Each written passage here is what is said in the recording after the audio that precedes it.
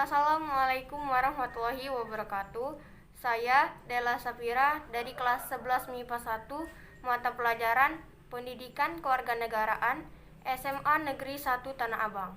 Di sini saya akan menjelaskan materi dinamika peran Indonesia dalam perdamaian dunia. A. Peran Indonesia dalam menciptakan perdamaian dunia melalui hubungan internasional. 1. Makna hubungan internasional.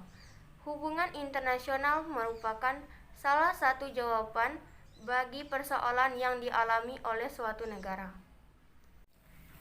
Komponen-komponen yang harus ada dalam hubungan internasional antara lain: 1. Politik internasional atau internasional politik. 2.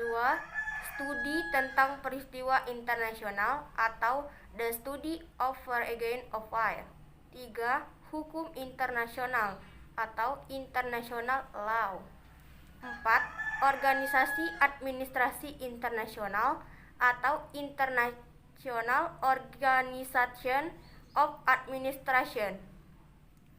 Makna dari ketiga konsep.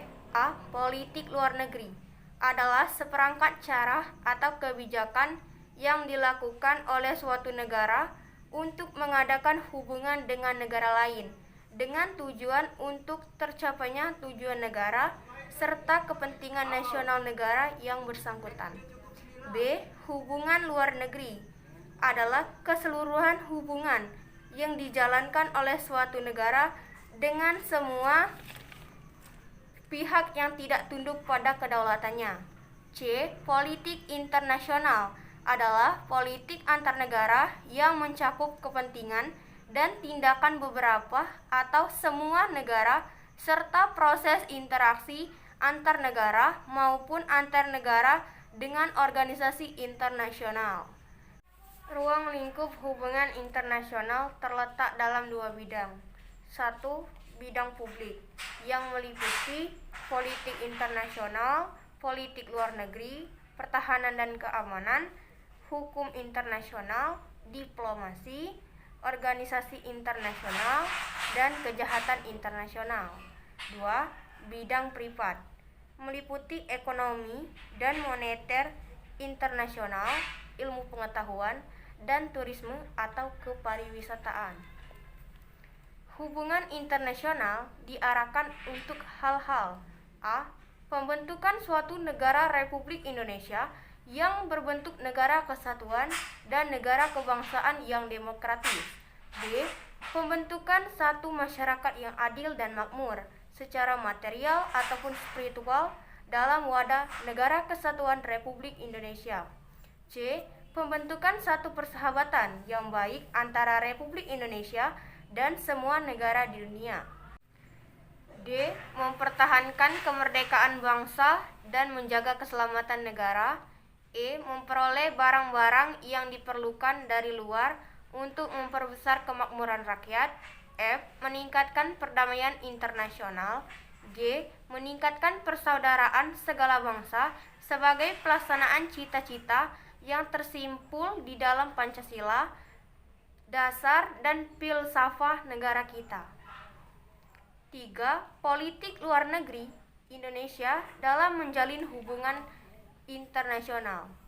Tujuan politik luar negeri Indonesia menurut Muhammad Hatta: 1. Mempertahankan kemerdekaan bangsa dan menjaga keselamatan negara. 2. Memperoleh barang-barang yang diperlukan dari luar untuk memperbesar kemakmuran rakyat. 3. Meningkatkan perdamaian internasional. 4. Meningkatkan persaudaraan segala bangsa sebagai pelaksanaan cita-cita yang tersimpul dalam Pancasila, dasar dan filsafah negara kita.